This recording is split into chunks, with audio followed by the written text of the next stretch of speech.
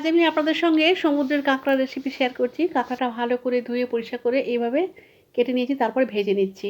এই যে দেখুন, তারপর সেটা ভেজে তুলে নেওয়ার পর বড় দানাগুলো একটু ফাটিয়ে নিয়েছিলাম, সেগুলোও ভেজে নিচ্ছি। ভাজা হয়ে গেছে, এখন আমি কড়াইতে আরও একটু সরষের তেল অ্যাড করব। দিয়ে দিলাম, তারপর এর মধ্যে জিরে ফোড়ন দিলাম, হাফ টমেটো দিলাম, টমেটো ভালো করে ভেজে নিলাম।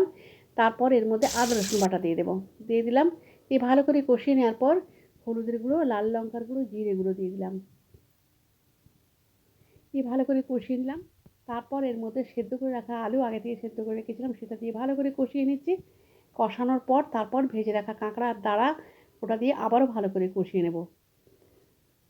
তারপর ছোটো ছোটো দাঁড়াগুলো ওটার পেস্ট পিষে নিয়ে নিচটা বের করে রেখেছিলাম, সেটা দিয়ে দিলাম। দিয়ে একটু ভালো করে নাড়াচাড়া করে নেওয়ার পর আবারও পরিমাণ মতো জল দিলাম।